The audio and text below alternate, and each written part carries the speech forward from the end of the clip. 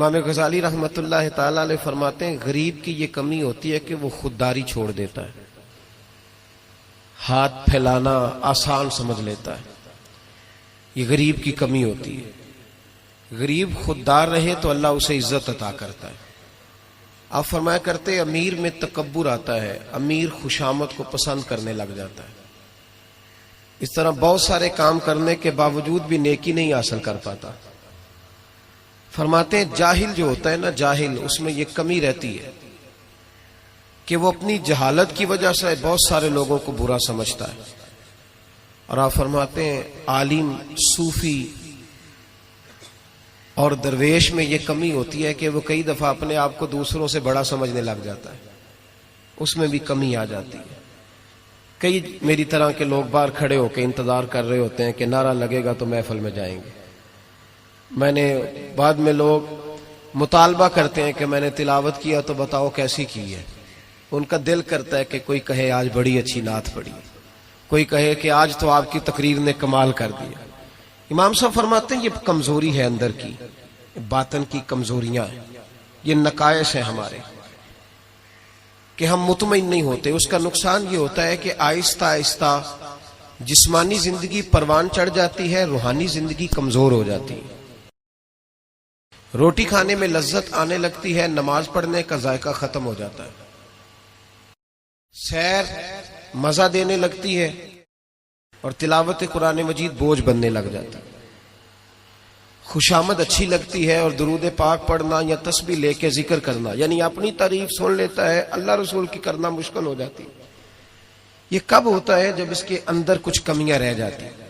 بخار چڑھنے سے انسان کا چہرہ مورا اسی طرح رہتا ہے، لیکن چونکہ اس کا باطنی نظام خراب ہو جاتا ہے، اب مرضی کا کھانا بھی پکا ہو تو کھانے کو دل نہیں کرتا، کیونکہ اندر کا نظام گڑبڑ ہو گیا۔ اگر تو اپنی اس کمزوری کو دور کرنے میں کامیاب ہو گیا تو پھر تو کامیاب ہے، اور اگر تو اس کمزوری میں الجھ گیا تو پھر تو پہلے سے بھی زیادہ تباہ ہو۔ لَقَدْ خَلَقْنَا الْإِنسَانَ فِي أَحْسَنِ تَقْوِيمٍ ہے یہ سب سے پیارا، لیکن ثُمَّ رَدَدْنَاهُ اسفل سافلین، کئی دفعہ گر جاتا ہے سب سے نچلے طبقے۔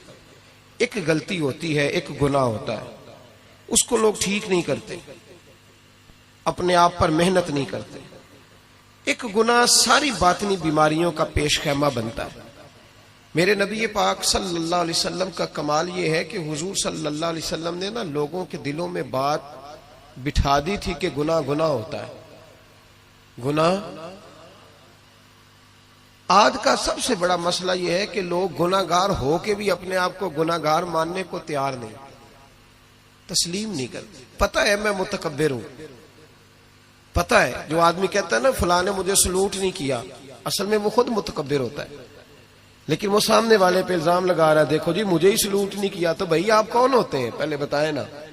جو آپ نے بات کر دی کہ مجھے سلوٹ نہیں ہوا تو یہ آپ نے سامنے والے پر اعتراض کیا کہ وہ متکبر ہے۔ تو دراصل مسئلہ کیا ہے؟ دراصل بات یہ ہے کہ آپ کے اندر روگ ہے۔ وہ جو آپ کہتے ہیں نا وہ فلانا دیکھو جی پتہ نہیں کیا سیاست کی یا چمک گیا ہے، تو آپ ماننے کو کیوں نہیں تیار کہ آپ جالس ہے اس سے؟ کیوں نہیں مان لیتے کہ حسد ہے؟ کیوں نہیں مان لیتے کہ اللہ کا فضل اگر اس پہ ہوا ہے تو آپ کی طبیعت مان نہیں رہی؟ کیوں نہیں مان لیتے؟ یہ ہوتا ہے، یہ جو باطن کا روگ ہے اسی کو صوفیہ طریقت کہتے ہیں، تزکیہ نفس کہتے ہیں، تصفیہ باطن کہتے ہیں۔ اسی کے لیے لوگ کسی اللہ والے کے پاس جاتے تھے، اسی کے لیے اپنے آپ کو پیش کرتے تھے، اسی کے لیے کسی خانقاہ کی مسجد میں جھاڑو دیتے تھے، اسی کے لیے کسی اللہ کے ولی کے جوتے اٹھاتے تھے، اسی کام کے لیے وہ لوگ کہیں جایا کرتے تھے کہ جو روگ ہے نا اندر کا، ہم لوگ گناہ کو گناہ نہیں سمجھتے۔ میرے محبوب نے احساس پیدا کیا گناہوں کا۔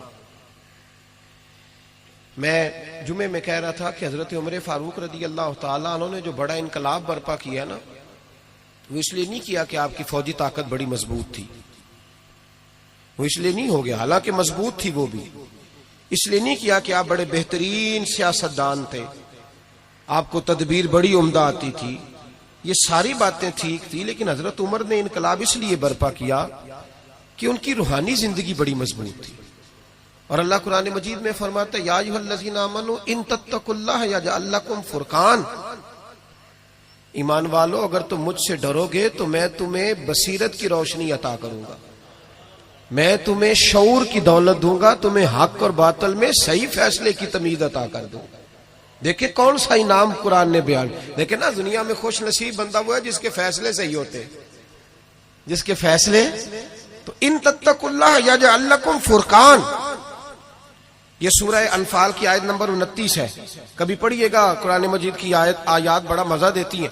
فرمایا اگر تم مجھ سے ڈرو گے تو میں تمہیں بصیرت کی روشنی دوں گا، باطن کا نور دوں گا، پھر تمہاری سادی باتیں بھی بڑے بڑے انقلاب پیدا کر جائیں گی، پھر تمہارے لب و لہجے کی سادگی بھی بڑا کچھ کر جائے گی، لیکن شرط یہ ہے کہ ان تتقوا اللہ، تعلق بندوں سے نہ رکھنا، تعلق اللہ سے رکھنا، اللہ سے ڈرنا۔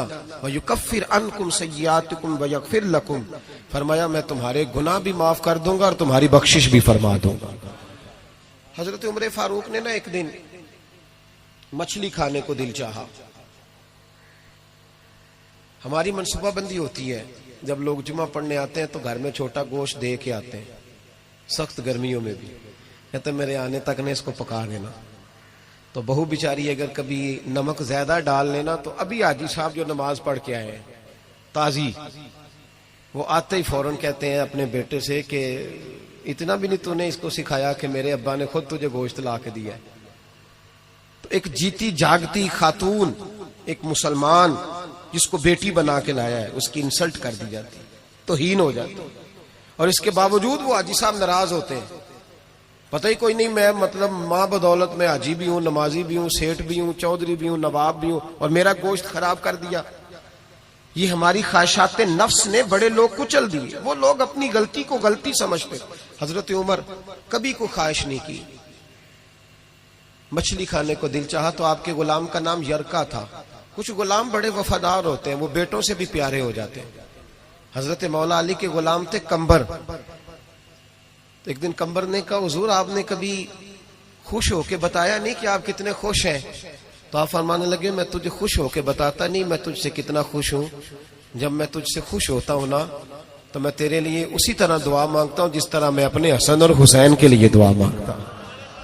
کچھ غلام بڑے پیارے ہوتے ہیں، وہ دعائیں کراتے نہیں، وہ دعائیں لے لیتے ہیں، ان سے دعائیں نکلتی ہیں، وہ فیکٹری میں ملازمت ڈیوٹی سمجھ کے نہیں کرتے، وہ اپنا گھر بنا لیتے ہیں، وہ وفادار ہوتے ہیں، وفادار۔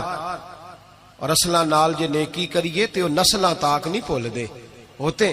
تو یرکا آپ کا بڑا وفادار غلام تھا۔ ایک دن آپ نے کہا مچھلی کھانے کو دل کرتا ہے، لیکن مسئلہ یہ ہے کہ 8 میل جانا پڑے گا مچھلی لینے، 8 میل آنا پڑے گا، رہنے دو کھاتے ہی نہیں، چھوڑو اپنے لیے اب چھوٹی سی خواہش کے لیے اتنی مشقت کرنا۔ حالانکہ لوگ لاہور سے گجرانوالے روٹی کھانے چلے جاتے ہیں آج بھی، اور گجرانوالا والے بھی کئی لاہور آ جاتے ہیں، صبح نہاری سنا اچھی ملتی ہے۔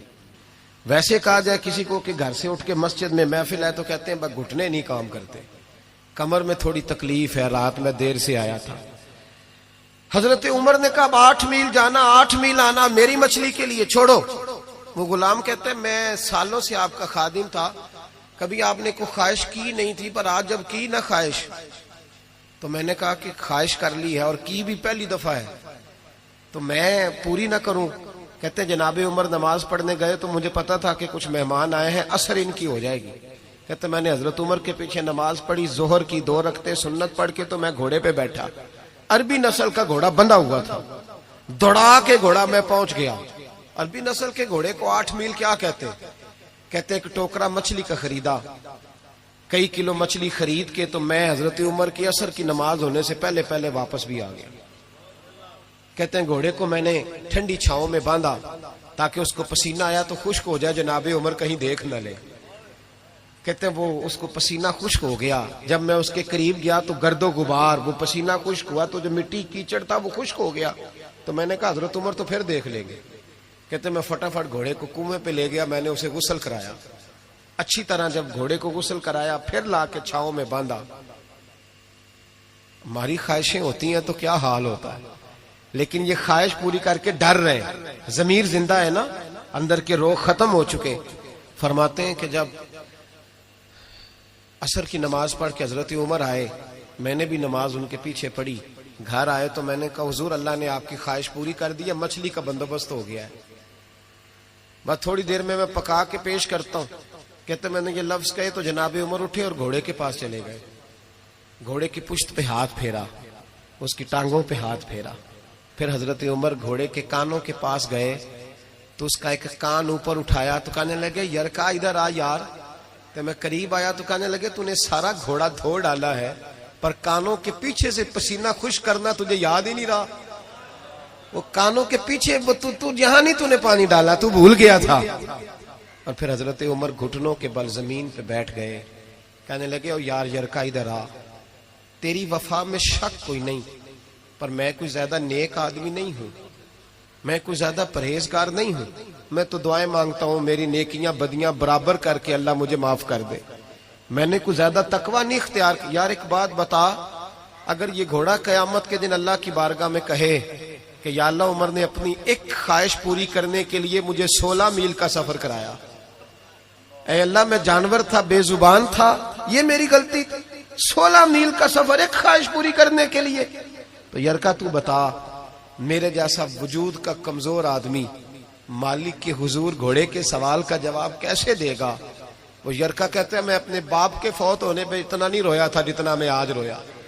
میں تڑپ اٹھا کہ حضور یہ والی سوچ, یہ والا. یہاں تو لوگ اپنے نوکر کو 4 تھپڑ مار کے کہتے ہیں پھر کیا ہو گیا میں تیرا مالک نہیں, اس کو رسوا کر کے کہتے ہیں پھر کیا ہو گیا, کوئی بات ہے؟ یہاں بہو کو 20 گالیاں دے کر اور غریب رشتہ دار کو برا بھلا کہہ کر اپنے ملازم کو لوگ نیچا دکھا کے خوش ہوتے ہیں. کہتے ہیں دیکھا نا پتا چلا میں چودھری ہوں, میں افسر ہوں, میں فلاں ہوتا ہوں, میری چدراہٹ. غلام رونے لگا. جناب عمر کہنے لگے اب اس طرح کر, گھوڑے کو تھوڑا چارہ اضافی ڈال اور جو تو مچھلی لے کے آیا ہے نا یہ مدینے کے کسی غریب گھر میں لے جا اور ان غریبوں کو ساری مچھلی دے کے کہنا تیری بخشش کی دعا بھی کریں, عمر کی معافی کے لیے بھی دعا کریں. جب ضمیر زندہ ہوتا ہے نا پھر اتنی سی بات بھی بوجھ بنتی ہے, اور اگر ضمیر مر جائے تو لوگ قتل کی بھی وضاحتیں دینے لگ جاتے ہیں, لوگ کروڑوں کی کرپشن کر کے اس کی بھی وضاحتیں دینے لگ جاتے ہیں, لوگ اس کے حق میں بھی. جب ضمیر مردہ ہوتے ہیں, میرے محبوب نے وَيُزَكِّيكُمْ کی شان کے ساتھ کمال یہ دکھایا, ضمیر زندہ کر دی, زندہ کر دیے ضمیر. ذرا ذرا سی پڑھیے نا بخاری, قبیلہ غامدیہ کی ایک عورت نبی پاک کی بارگاہ میں آئی, کوئی اسے گرفتار کر کے نہیں لایا, کسی نے درے مار کے نہیں منوایا, خود آئی. آ کے عرض کرنے لگی یا رسول اللہ میں بھول گئی تھی, شادی شدہ ہونے کے باوجود زنا کر بیٹھی ہوں اور جب سے غلطی ہوئی ہے ساری ساری رات نیند نہیں آتی, حضور مہربانی کی جائے.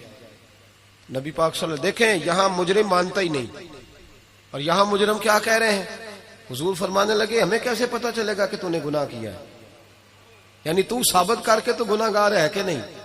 امام نووی شرح مسلم میں کہتے ہیں کمال ہے کہ وہ خاتون کو ثابت کرنا پڑ رہا ہے. تو وہ رو کے عرض کرنے لگے یا رسول اللہ میرے پیٹ میں ناجائز بچہ ہے, یہ دلیل ہے کہ میں گناہ گار ہوں, میرا شوہر تو ہے ہی نہیں. شارحین نے لکھا ہے کہ وہ کہیں جہاد پہ تھے یا جو بھی مانا تھا, ناجائز بچہ ہے. تو محبوب نے فرمایا گویا غلطی تیری ہے, تیرے بچے کی تو نہیں نا, جا جب بچہ پیدا ہو پھر آنا. سنو قید نہیں کیا جیل میں کہ بھاگ نہ جائے, اس لیے کہ جن کے دل قید کر لیے جائیں ان کے وجود قید کرنے کی ضرورت نہیں ہوتی. فرمایا جاؤ بچہ پیدا ہونے پر آنا. حضرت ابو ہریرہ فرماتے ہیں بچہ پیدا ہونے کے بعد 8 مہینے کے بعد آئی, گود میں چاند سا بچہ ہے. کہنے لگی محبوبہ بچہ پیدا ہو گیا, میری کبھی سزا کا اعلان ہو جائے نا تو حضور میری وہ راتوں کی نیندیں بحال ہو جائیں. تو نبی پاک صلی اللہ علیہ وسلم نے فرمایا گویا غلطی تیری ہے, تیرے بیٹے کی تو نہیں نا, جا اسے دودھ پلا, جب یہ روٹی کھانے کے قابل ہوا تو دوبارہ آنا. قید نہیں کیا, 2 سپاہی نہیں ساتھ بھیجے. صحابہ کہتے ہیں پھر 2 سال کے بعد آئی, بچے کے ہاتھ میں روٹی کا لقمہ ہے. آ کے عرض کرنے لگی محبوبہ یہ روٹی کھانے لگ گیا ہے پر یا رسول اللہ میری نماز کی لذت چلی گئی. سونیا میں کعبہ تو دور رہ گیا, میں مسجد کو بھی غور سے نہیں دیکھتی کہ میں نے تو رب کو ناراض کیا ہوا ہے. محبوبہ میں تیرے جلوے بھی غور سے نہیں دیکھتی, میں کسی صحابی کا چہرہ بھی نہیں دیکھ پاتی. مجھے معافی مل جائے, مجھے پاک کر دیا جائے, رحمت ہو جائے. محبوب نے بچہ ایک صحابی کو دیا, فرمایا اپنے بیٹے سے زیادہ شفقت کر کے پالنا. صحابی بچہ لے گئے. نبی کریم علیہ السلام نے سزا کا اعلان کیا, فرمایا لے جاؤ اسے, روڑے مارو, سنسار کر دو, پتھر مار مار کے مار دو. حضرت ابو ہریرہ رضی اللہ تعالیٰ عنہ فرماتے ہیں اور جناب انس بن مالک فرماتے ہیں, دونوں حدیث کے راوی ہیں, کہتے اسے روڑے مارے, عورت ختم ہو گئی, انتقال کر گئی, یہاں تک معاملہ اس کا تھا. اب میرے محبوب نے فیصلہ فرمایا.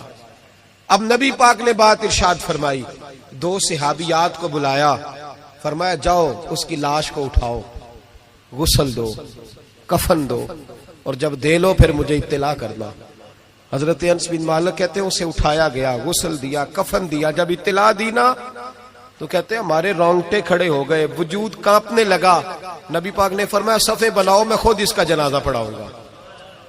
صفے بناؤ, میں جنازہ پڑھاؤں گا. سمجھنے کی بات, صفے بناؤ, میں جنازہ پڑھاؤں گا. حضرت انس بن مالک فرماتے ہیں اس کا حضور نے جنازہ پڑھایا, اور پھر جتنی دیر میں اونٹ ذبح کر کے گوشت بنا کے کھال اتار کے بانٹ دیا جاتا ہے, اتنی دیر نبی پاک اس کی قبر پہ کھڑے ہو کے دعا کرتے رہے. اتنا ٹائم حضور نے لگایا.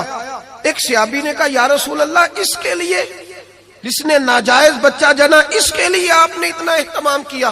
تو محبوب نے فرمایا چپ کر, تو نے اس کا گناہ دیکھا ہے, احساس نہیں دیکھا؟ تو نے اس کی غلطی دیکھی ہے, توبہ نہیں دیکھی؟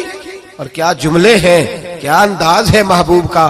حضور فرمانے لگے اس نے ایسی اعلیٰ توبہ کی ہے, ایسی اعلیٰ توبہ کی ہے, اگر میں اپنی ساری امت میں بانٹ دوں تو اللہ سب کی بخشش فرما دے گا.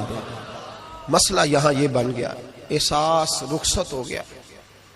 ہمارا حال یہ ہے کہ ہم اپنے وجود پر لاشوں کا بوجھ تو لیے پھرتے ہیں, لیکن اپنی غلطیوں کو سدھارنے کو تیار نہیں ہوتے. ہم اپنی خطائیں ٹھیک کرنے کو تیار نہیں. اور یہ یاد رکھیں, عادتیں بدل جایا کرتی ہیں, عادتیں بدلتی ہیں. حضور عادتیں بدلنے تو آئے ہیں, اخلاقیات ٹھیک ہوتے ہیں, حضور اخلاق سنوارنے تو آئے ہیں. انسان بدل جاتا ہے, محبوب نے بدل دیے لوگ, حضور بدل نہیں آئے ہیں. شرط یہ ہے کہ ہم تھوڑا احساس پیدا کریں. احساس, ہمارا احساس تو کھینچ کے لے گیا ہے ہمارا سوشل میڈیا, ہمارا احساس تو کھینچ کے لے گیا ہے ہمارے رویے. باپ اور بیٹا اکٹھے بیٹھے ہوتے ہیں, باپ کہہ رہا ہوتا ہے بیٹے بڑی پریشانی ہے, تیری بہن کا نکاح کرنا ہے. تو بیٹا کہہ رہا ہوتا ابا جی ذرا ایک منٹ ٹھہریں, یہ پوسٹ بڑی اعلیٰ آئی ہے, یہ ذرا دیکھ لیں پہلے کیا نکلا ہے. دل کے لیے موت یہ مشینوں کی حکومت. اقبال بڑا عرصہ پہلے کہہ گئے, کہنے لگے دل کے لیے موت ہے مشینوں کی حکومت. احساس مروت کو کچل دیتے ہیں آلات. چیزوں کا جتنا اچھا استعمال ہے اتنا کرو, اس سے زیادہ نہ کرو. اب تو گند گھروں تک آ گیا, اب تو مجرے, بے حیائیاں, فحاشیاں جیبوں کے اندر چلی گئی ہیں. میں رات بڑی دور تھا تو میں کہہ رہا تھا, وہاں فکر حسین کانفرنس تھی, تو میں کہہ رہا تھا امام حسین کا دن منانے والوں, یزید تو جمعے میں خطبہ دیا کرتا تھا, ہمارے حکمران تو سورت اخلاص اور سورت کوثر نہیں پڑھ سکتے, وہ تو جمعے کی جماعت کراتا تھا. کیوں نکلا امام حسین اس کے خلاف؟ امام حسین کے سارے خطبے پڑھ کے دیکھ لے. امام حسین فرمایا کرتے تھے تارک نماز ہے, شرابی ہے, اور رنڈیوں کا ناچ دیکھتا ہے, اور جس میں یہ چیزیں پائی جائیں وہ مسلمانوں کا حکمران نہیں ہو سکتا. تو امام حسین نے تو فحاشی اور یعنی شراب کے خلاف اپنا 6 مہینے کے لیے اصغر سے لے کر 18 سال کے بیٹے شہید کرا دیے. اور میرے موبائل میں سارا گند بھرا ہوتا ہے, پھر بھی میں 10 محرم پہ 4 دیگیں اتار لیتا ہوں. ساری ساری رات بے حیائی دیکھنا, ساری ساری رات فانی, فحاشی اور عریانی کو فروغ دینا, اور 10 محرم آنا تو موٹے موٹے آنسو بھی گرانا کہ مجھے امام حسین سے پیار ہے. تو یہ ہم سے نہ رقم ہوں گے قصیدے یزید کے. ہم لوگ تو حسین کے سیرت نگار ہیں. دو رنگی چھوڑ کے یک رنگ ہو جا, سراسر موم ہو جا یا پھر سنگ ہو جا.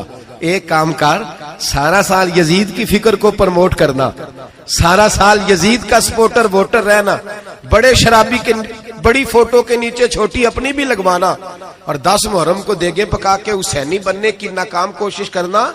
تو بھئی عام لوگوں کو تو دھوکہ دیا جا سکتا ہے, مصطفیٰ کریم کی آل کو نہیں دیا جا سکتا, ان کو نہیں دھوکے دیے جا سکتے. تو میرے عزیزو, ضمیر کی زندگی, باطن کی زندگی, وہ جو احساس پیدا ہوتا تھا کسی کو تھپڑ مار کے, وہ جو احساس حضرت محمد بن ابو بکر رضی اللہ تعالیٰ عنہ فرماتے ہیں، اس کو صاحب سبل الہدی والرشاد امام یوسف صالحی نے نقل فرمایا،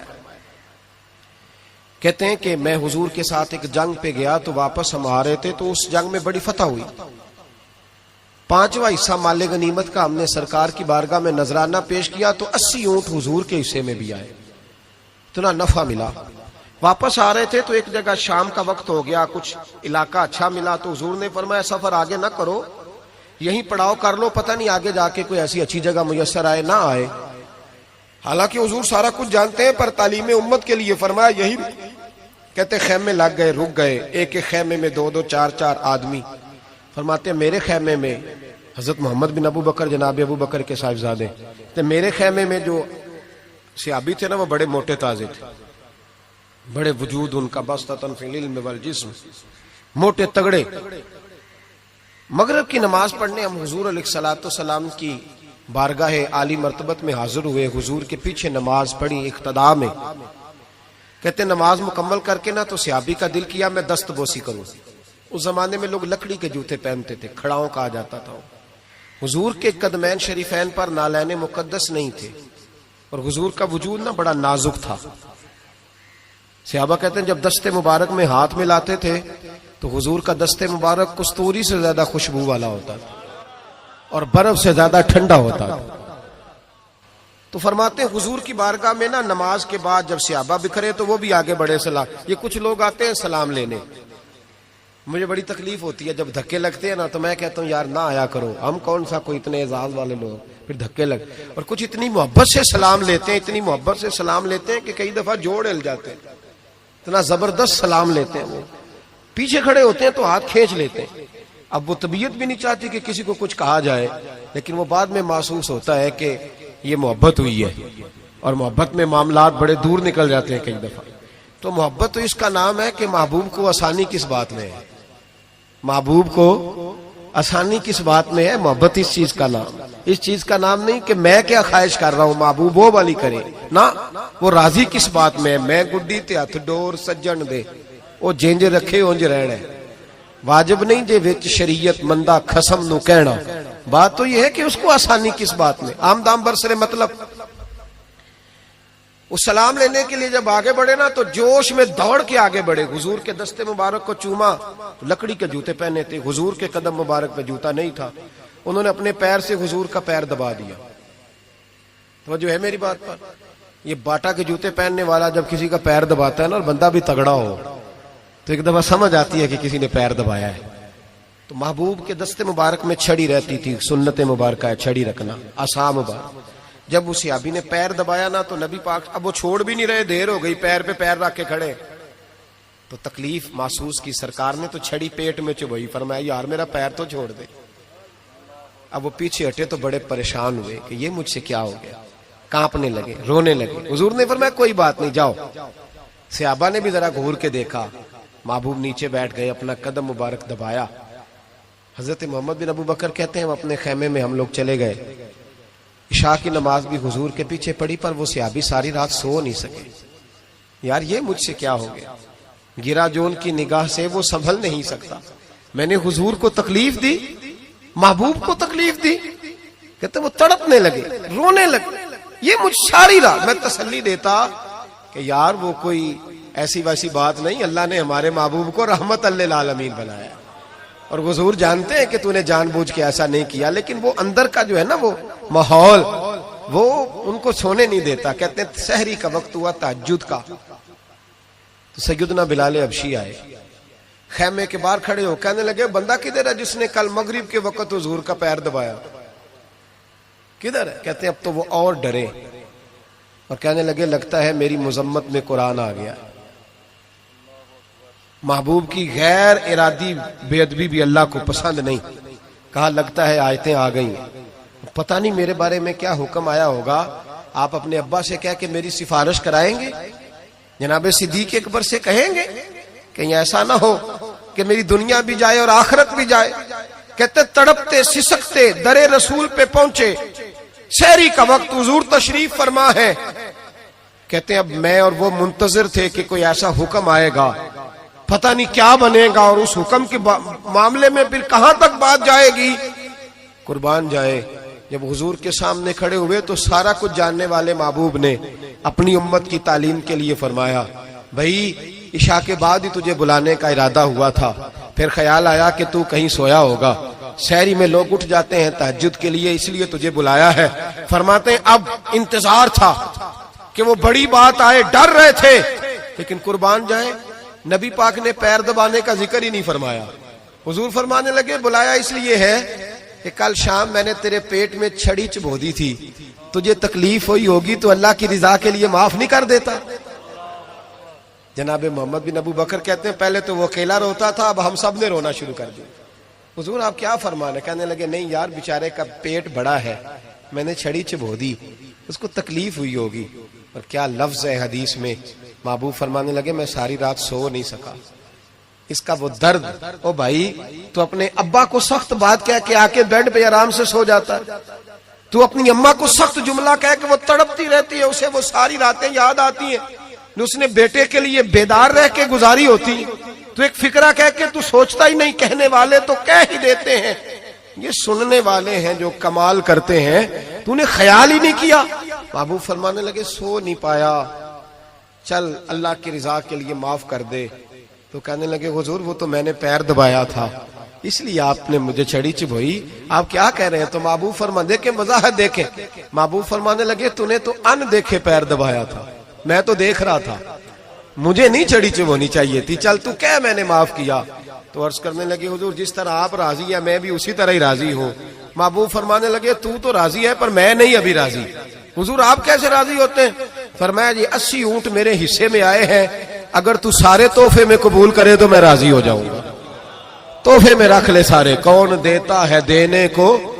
فاضل بریلوی کا انداز میں ذرا دیکھیے, کون دیتا ہے دینے کو, اس کا پنجابی ترجمہ ہے کہ کون دیتا ہے, دینا واسطے جگرا چاہیے, کون دیتا ہے دینے کو, منہ چاہیے دینے والا ہے سچا ہمارا. اور پھر کہتے ہیں مانگیں گے مانگے جائیں گے اور منہ مانگی پائیں گے.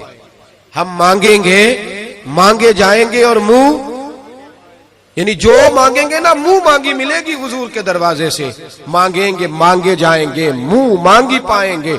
سرکار میں نہ لا ہے نہ حاجت اگر کی ہے. تو حضور نے فرمایا 80 اونٹ رکھ لے میں راضی ہو جاؤں گا. کہتے ہیں جب حضور نے کہا راضی تب ہوں گا, شرط لگائی تو 80 اونٹ وصول کیے انہوں نے.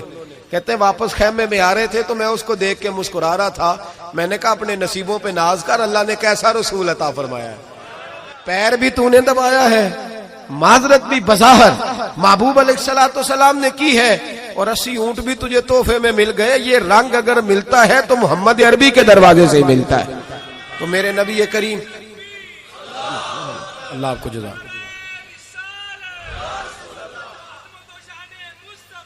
میرے بھائی جو مضمون میں نے آپ کی خدمت میں چھیڑا ہے نا, جو بات وہ یہ ہے کہ احساس اندر جو کمی ہے نا, جو غلطی ہے اس کا یہ نہ دیکھے سامنے والا کیا کر رہا ہے.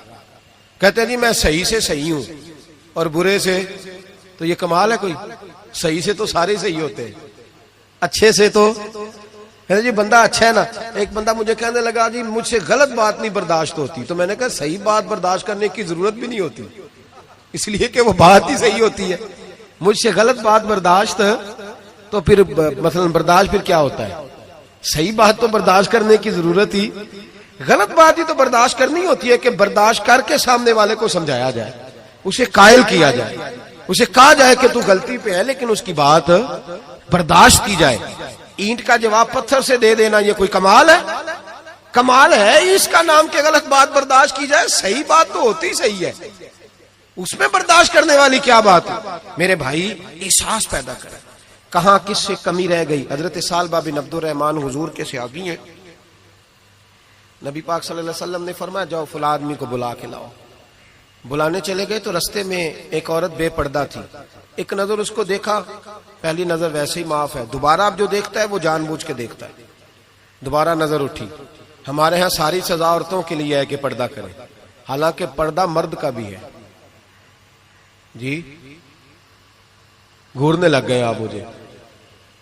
پردہ جس طرح عورتوں کو حکم ہے نا کہ نظریں نیچی رکھو, اسی طرح مردوں کو بھی حکم ہے کہ تم بھی اپنی نظریں، اگر عورت سامنے بے پردہ آ جائے گی تو مرد یہ نہیں کہے گا وہ کھوئے پردہ ہی نہیں کر دی، اب وہ کیا کرے گا؟ بولے تو پھر مردوں کا بھی پردہ ہوا کہ نہ ہوا؟ ہمارے ہاں عجیب معاملہ ہے، پردہ صرف عورتوں کا ہے، مرد کو کھلی چھٹی ہے، جو مرضی گند من دیکھتا پھرے معاذ اللہ۔ منع کیا نبی پاک اور فرمایا یہ نظر شیطان کے تیروں میں سے تیر ہے، اس سے بچو، یہ تمہاری روح پہ لگے گا، تمہیں گھائل کر دے گا، مار دے گا تمہیں۔ مرد کی آنکھ کا بھی پردہ ہے، نظر جھکا کے رکھے گا۔ سالبہ بن عبد الرحمن رضی اللہ تعالیٰ عنہ گزر رہے تھے، یہ سالبہ نام کے 7 صحابی ہیں محبوب کے، بعضوں کا خیال آتا ہے کہ ایک فلاں سالبہ کی بھی ہم نے 7 صحابی ہیں، اسے ایک نام عبداللہ نام کے خدا جانے کتنے صحابی، 20 میری نظر سے گزر چکے۔ تو جناب سالبہ بیٹھے تھے، فرمایا فلاں کو بلا کے لاؤ۔ جب بلانے گئے تو رستے میں عورت پہ نظر پڑی، پہلی نظر تو معاف ہے لیکن دوبارہ دیکھ بیٹھے، دوبارہ نظر پڑی تو پریشان ہو گئے، خیال آیا میں نے تو خیانت کی اپنے نبی پاک سے، حضور نے تو منع کیا یہ کام کرنے سے۔ اب واپس حضور کے پاس نہیں آئے، جنگل میں چلے گئے۔ ابن قدامہ نے کتاب التوابین میں اس روایت کو لکھا ہے، کہتے ہیں 40 دن وہ پہاڑوں میں روتے رہے کہ یا اللہ مجھ سے غلطی ہو گئی۔ کتنے دن؟ اب ہمارا شغل ہے، اس کو لوگ گناہ ہی نہیں سمجھتے، بدنگاہی تو کوئی گناہ ہی نہیں، اب تو یہ شغل ہے۔ اب تو ہمارے ہاں معاذ اللہ تعالیٰ سیانے بیانے بندے بیچ بیٹھے ہوتے ہیں جب یہ باتیں ہو رہی ہوتی، یہ شغل ہے ہمارا۔ اب تو ابا کے سامنے بچہ وال پیپر گندی تصویر کا لگایا ہوتا ہے، پر وہ کہتا ہے با عمر ہے نا جی، عمر ہے نا جی، مجھے پتہ ہی نہیں یہ کتنا گند کر رہا ہے، یہ تباہ ہو جائے گا روحانی طور پر۔ اگر یہ گند دیکھنے میں الجھ گیا تو امام شافعی کا فتویٰ ہے جس کی نظر گندی ہوتی ہے اس کا حافظہ کمزور ہوتا ہے، وہ کوئی بڑا کام نہیں کر سکتا، وہ نفسیات کا مریض ہو جاتا ہے جو گندی نظر والا آدمی ہوتا ہے۔ ہمیں پتہ ہی نہیں کہ ہمارے مسائل اصل میں ہیں کیا۔ تو 40 دن جنگل میں روتے رہے، 40 دن۔ محبوب سارا کچھ جانتے تھے پر خاموش رہے۔ حضرت جبریل امین حاضر ہوئے، عرض کی یا رسول اللہ آپ کا وہ غلام رو رہا ہے۔ رب کہتا اسے بلا لے، میں نے اس کا گناہ معاف کر دیا ہے۔ تو نبی پاک صلی اللہ علیہ وسلم نے حضرت مولا علی شیر خدا اور جناب سلمان فارسی کو بھیجا، فرمایا فلاں جگہ ہے لے آؤ۔ کہتے ہیں جب ہم گئے تو 2 پہاڑوں کے درمیان جناب سالبہ تڑپ کے رو رہے، ہمیں دیکھ کے اور روئے، کہنے لگے علی میرے بارے میں کوئی آیت تو نہیں نازل ہو گئی؟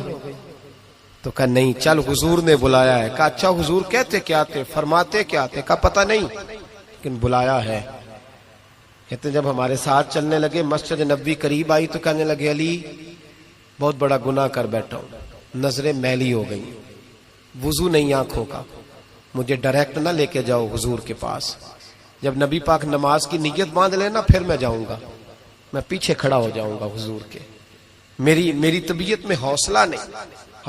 یہاں تو پتہ نہیں میں کس طرح عشق رسول کا دعویٰ کرتا ہوں منبر پر بیٹھ کر، اور ہماری یہ میلاد آئے گا تو محفل میلاد میں اس طرح کے دعوے ہوں گے اسٹیج پر کہ علمان والحفیظ، پتہ نہیں کیا کیا لوگ کہہ دیں گے، پتہ نہیں ہم کیا ہیں اور ہم کیا کہہ رہے ہیں، من آنم کے من دانم، پتہ ہی نہیں، اور کتنا بڑا دعویٰ کر دیا۔ کہ میرے اندر طاقت نہیں سامنا کرنے۔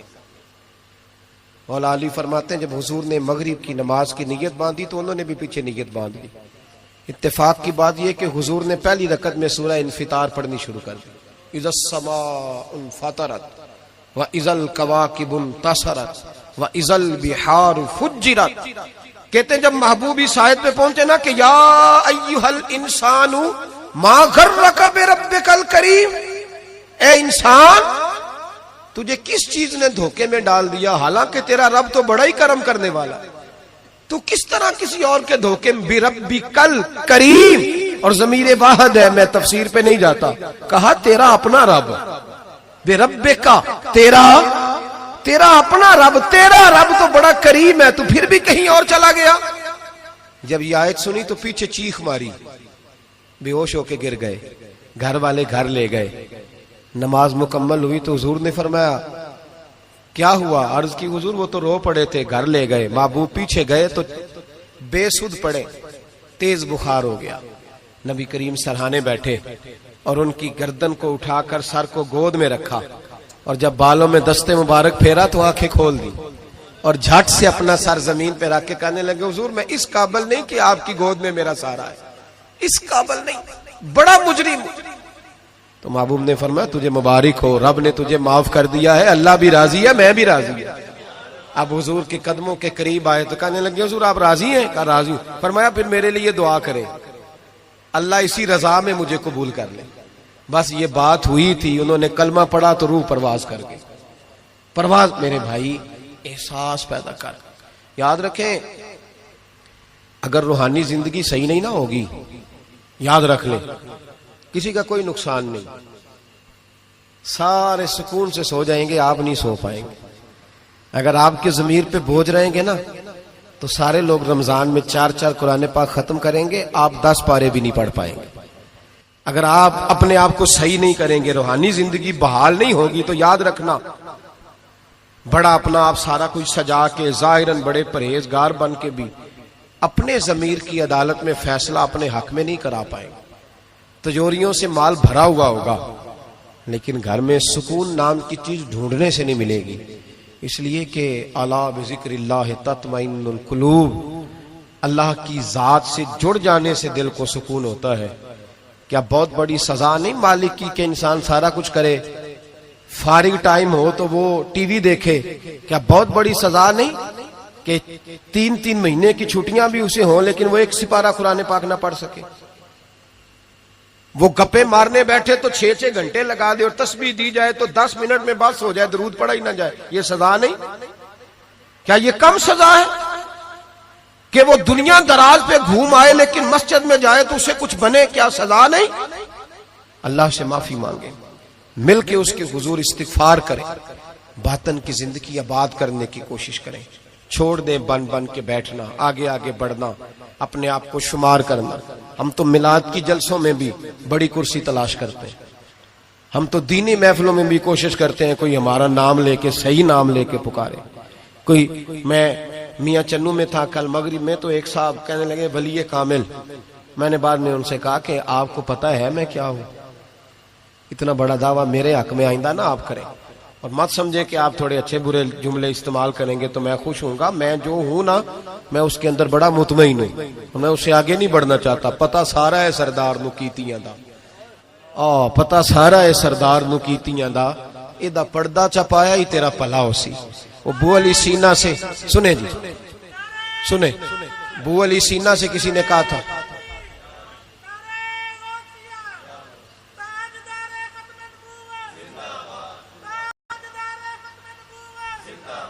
اب ان کی اس بات پر اور اس عمل پر ایک شعر سن لے میاں محمد بخش صاحب کا۔ میاں صاحب کہا کرتے تھے جتن جتن ہر کوئی کھیڑے تو ہارن کھیڑ فقیرہ۔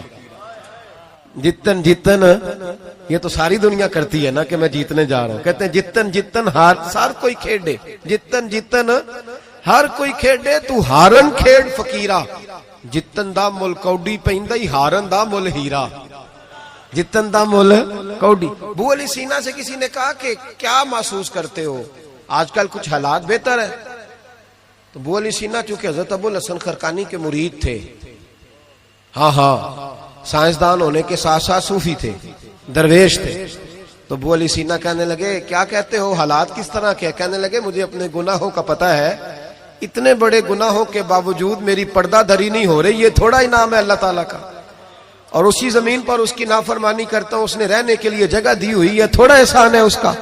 میں صبح سے شام تک کتنی نافرمانیاں کرتا ہوں پھر بھی پیٹ بھر کے روٹی دیتا ہے، یہ تھوڑا احسان ہے۔ تو کہہ رہا ہے آگے بڑھا ہے کہ نہیں، یہ بڑی بات ہے کہ اس نے زمین پہ رکھا۔ اعلیٰ حضرت فاضل بریلوی کے والد مولانا نقی علی خان صاحب رحمت اللہ تعالی علیہ، امام المتکلمین، ان کے حالات میں لکھا ہے ایک آدمی کو آپ نے نا جگہ دی، کو 10 مرلے آپ کا پلاٹ تھا یا 5 مرلے کا، اس نے کہا حضور کچھ دنوں کے لیے چاہیے، تو آپ نے وہ جگہ ان کو دے دی، جیسے محلے دار دوست کو شادی بھی ہے، تو 10-15 دن کے بعد چابی مانگی، انہوں نے دے دی، تو کچھ درخت انہوں نے کاٹ لیے، کچھ اپنی مرضی کی ترمیم کر لی۔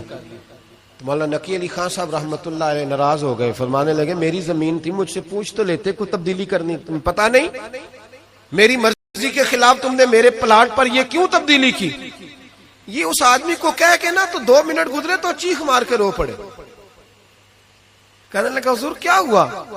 فرمانے لگے سوچتا ہوں میری 10 مرلے کی زمین پر میں نے تمہیں اپنی مرضی نہیں کرنے دی، اور میں روز اللہ کی زمین پر اپنی مرضی کرتا ہوں۔ روز رب کی یہ خیال آ گیا، ماننے لگے جاؤ بھائی جاؤ، مجھ سے غلطی ہو گئی، جاؤ۔ یہ سوچ جب پیدا ہوتی ہے پھر بندہ روز نکھرتا ہے، پھر روز وہ غسل کرتا ہے باطن کا، پھر روز ہر جگہ سے اسے نیا سے نیا سبق ملتا ہے۔ بڑا بندہ وہ نہیں ہوتا جو 20-30 کاریں لے کے چلتا ہے، بڑا وہ ہوتا ہے جو کسی اور کو بڑا سمجھتا ہے۔ جو اپنے آپ کو چھوٹا سمجھتا ہے، میرے نبی پاک فرماتے ہیں اللہ اسے بڑائیاں عطا فرما دیتا۔ ترمذی میں حدیث ہے۔ آج کا سبق، آج کا پیغام یہ ہے کہ تزکیے کی کوشش کریں۔ وَإِنَّكَ لَعَلَىٰ خُلُقٍ عَظِيمٍ، خلق عظیم جو اللہ نے ہمارے نبی کو دیے اور حضور نے ہمیں عطا فرمائے، محبوب کے صدقے اس طرف جائیں۔ کردار میں اعلیٰ پن پیدا کر۔ الذی خلق الموت والحیات لیبلوکم ایکم احسن عملا۔ اللہ فرماتے ہیں کہ میں نے موت اور حیات اس لیے پیدا کی ہے کہ تمہارے عمل کی کوالٹی چیک کی جائے۔ انڈسٹری میں جب مال بنتا ہے نا تو اس کی کوالٹی چیک کی جاتی ہے، یہ عام ہے، یہ خام ہے، یہ وی آئی پی ہے، یہ وی آئی پی ہے۔ فرمایا الذی خلق الموت والحیات لیبلوکم ایکم احسن عملا، موت اور حیات کوالٹی دیکھنے کے لیے پیدا کی ہے کہ تم میں احسن عمل کون کرتا ہے، اچھا عمل دیکھیں کس کا ہے۔ باقی اپنے آپ کو بنانے سنوارنے سے تھوڑا تھوڑا بچیں، ایک قدم تھوڑا پیچھے ہٹیں اپنی ذات کے لیے، تو انشاءاللہ روحانیت کے لیے 11 قدم آپ کے آگے جائیں گے۔ دعا کرتا ہوں جو کچھ میں نے کہا اللہ اسے قبول فرمائے، اور جہاں ہم بھول گئے مالک ہم سے درگزر فرمائے، آمین۔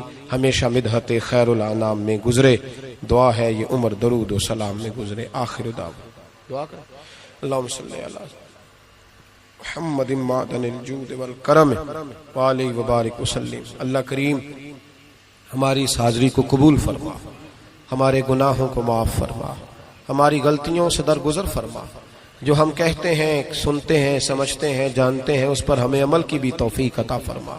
اللہ نیکی کے رستوں پہ چلنا ہمارے لیے آسان بنا دے، گناہ اور بدی سے قلبی نفرت عطا فرما دے، مسجد کا پیار عطا فرما، قرآن پاک کی محبت عطا فرما، درود و سلام کے ذائقے عطا فرما، اپنے محبوب علیہ السلام کے دروازے کی سچی گدائی عطا فرما، ہماری اولادوں کو بھی نیک فرما، اللہ انہیں اپنا قرب عطا فرما، اپنے محبوب کی گدائی عطا فرما۔ ہمارے حاجی عمران صاحب نے، کاشف صاحب نے، جن دوستوں نے یہ خوبصورت اہتمام کیا، انہیں دارین کی برکتیں عطا فرما، دین دنیا کی نعمتیں عطا فرما۔ اللہ ہماری زندگی تیزی سے گزر رہی ہے، ہم سے کوئی دین کی خدمت لے لے۔ اللہ ہمیں اپنے محبوب کی غلامی کے لیے، دین کی نوکری کے لیے قبول فرما، اخلاص عطا فرما، درد عطا فرما۔ ان کے والدین کے لیے دعا ہے، ان کی کامل بخشش فرما، ان پہ رحمتیں فرما، آخرت کی عزتوں سعادتوں سے انہیں بہرہور فرما۔ دور دراز سے بچے بوڑھے احباب تشریف لائے ہیں، اللہ سب کا آنا قبول فرما، اللہ سب کے حال پہ کرم فرما۔ تیرے بندے ہیں مالک، ہماری بڑی بڑی پریشانیاں ہیں، مجبوریاں ہیں، گھروں کے بڑے مسائل، بیٹیوں والے بڑے پریشان ہیں، رزق کے معاملے میں بڑے لوگ پریشان ہیں۔ اللہ ہمیں دنیا داروں کی محتاجی سے بچا، اپنی بارگاہ ناز کی محتاجی عطا فرما۔ اے اللہ ہماری پردہ پوشی فرما، ہماری پردہ داری فرما۔ اللہ دین دنیا کے سارے معاملات میں ہماری رہنمائی فرما، حق ہم پہ واضح فرما۔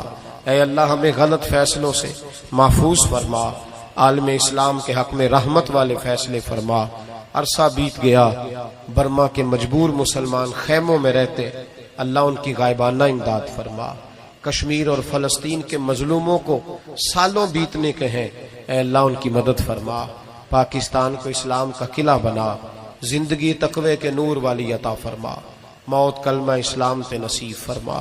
اللہم رب اغفر وارحم وانت خیر الراحمین۔ ربنا اغفر لی ولوالدی وللمؤمنین یوم یقوم الحساب۔ وصلی اللہ تعالی علی حبیبہ سیدنا و مولانا